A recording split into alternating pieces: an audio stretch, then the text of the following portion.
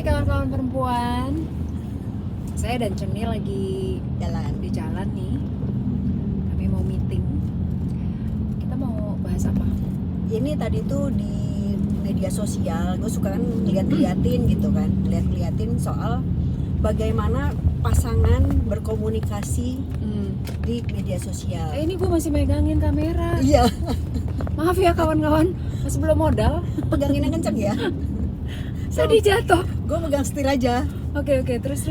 Nah, Di sosial media kenapa? di sosial media itu bagaimana gue memperhatikan bagaimana pasangan berkomunikasi di sosial media. Ada dua jenis yang gue pilih yang ekstrim. Yang satu jenis adalah pasangan yang pacarannya lama, terus abis itu mereka tuh sangat mesra di kehidupan nyata maupun di media sosial, saut-sautan, love-lovean gitu deh. Abis itu menikah pada akhirnya.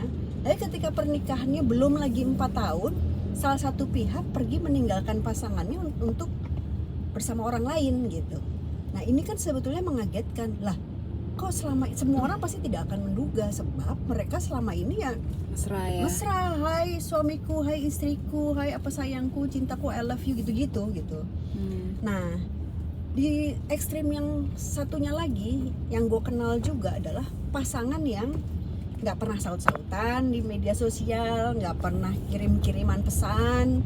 Terus kalau salah satu posting yang salah satu kadang-kadang love, kadang-kadang enggak gitu. Kadang-kadang nyaut, kadang-kadang enggak. Terus kalau telepon-teleponan cuman gitu-gitu doang gitu. Nongolnya di sini ya? Wah, sulap. Iya, jago ya gue. Kalau lo pasti udah nyasar itu. Ayo, gue nggak tahu ada di mana ini. Terus udah gitu, cuman hahe doang. Cuman mereka pasangan ini kalau diajak nongkrong kelamaan itu gelisah. Padahal sama teman-temannya gitu pasti gelisah. Mereka akan lebih memilih untuk segera pulang karena buat mereka tempat ternyaman itu adalah keruntulan bersama pasangan dan anak-anaknya gitu. Dan mereka itu kalau udah di rumah nggak ada kelarnya ngobrol, ada aja yang dibahas, inilah itulah. Temen lo tuh ya. Gitu, temen gue itu dia ketawa-ketawa, bercanda. Terus kadang-kadang mereka punya bercandaan lokal gitu kan, yang cuma mereka doang yang ngerti gitu. Dan sangat sweet gitu. Dan sweet itu hanya tampak di dalam rumah mereka. Kalau di luar ya mereka biasa-biasa aja gitu loh. Jalan juga nggak gandengan, nggak apa gitu, biasa aja gitu. Dan cenderung kayak teman sebenarnya. Nah, apakah orang yang kirim-kiriman cinta di media sosial itu belum tentu semesra itu? Belum tentu juga. Mungkin mereka memang mesra beneran. Ya, ada gitu. yang juga gitu ya, banyak lah. Iya. Atau sebaliknya, apakah yang judes-judesan atau bodoh-bodohan cek-cuekan di media sosial aslinya romantis? Ya belum tentu juga gitu. Jadi memang nggak bisa dilihat dari luar. Tapi kalau nggak salah kita pernah ngebahas tuh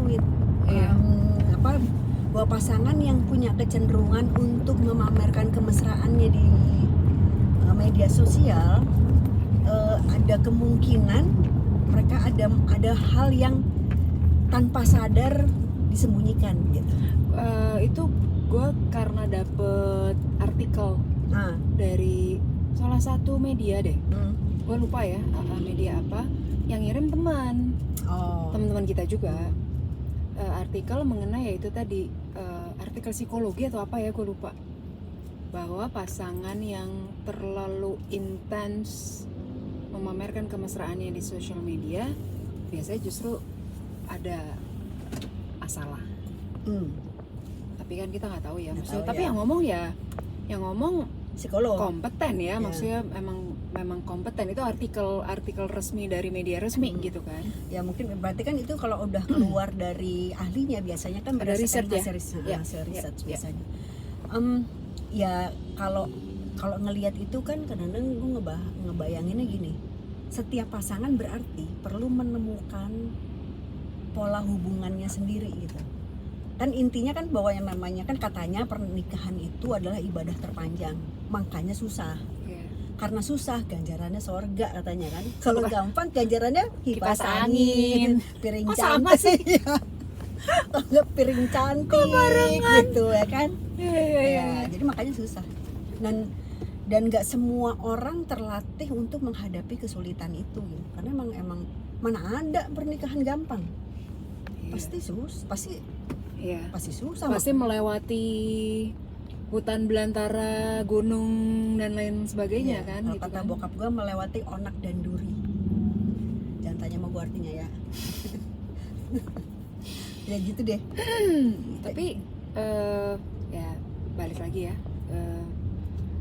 Yang tahu gini, itu kan yang terlihat, itu kan yang tampak luar ya. Yang tahu mereka berdua sendiri. Bener, sih kalau dalam pernikahan apa yang sebenarnya gitu. Bahkan dalam satu hubungan pernikahan pun kayak kita pernah bahas di salah satu podcast tuh, yang memulai pernikahan tanpa cinta, dipikirnya cinta ternyata cinta gitu kan. Yang tahu ya dia sendiri, malah pasangannya nggak tahu gitu kan. Ya balik lagi memang ya balik ke pasangannya masing-masing. Dan ya seperti kita selalu ngomong ya, namanya rumah tangga tuh latihan. Iya, ujiannya dadakan. Ujiannya banyak dan dadakan. Kita kadang nggak tahu ujiannya itu tiba-tiba datang begitu aja, bikin shock gitu kan. Tapi juga ya, dan balik lagi kita sebagai perempuan nih, buat kawan-kawan perempuan ya, makanya sebelum menikah perlu banyak banget review. Iya. Oh, gue jadi inget ini nih satu hal. Kan waktu kalau nggak salah kita ngobrol berapa hari yang lalu deh, soal ketika pasangan salah satu meninggal, kalau yang meninggal istrinya, laki-laki biasanya paling tidak tahan ditinggal dibanding perempuan. Kita pernah bahas itu kan. Belum tentu benar begitu, tapi kebanyakan begitu biasanya.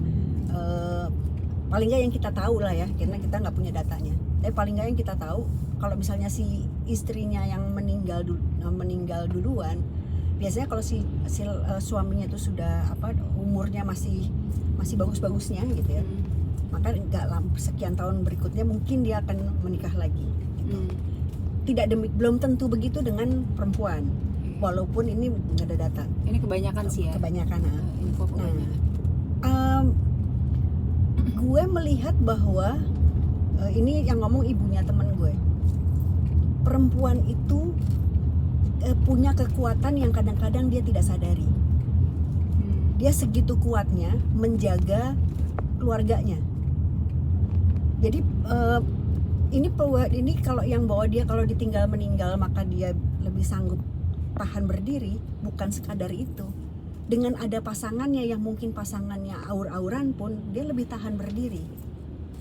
Jadi dia punya perempuan tuh punya kekuatan yang kadang-kadang dia juga nggak tahu bahwa dia punya kekuatan itu.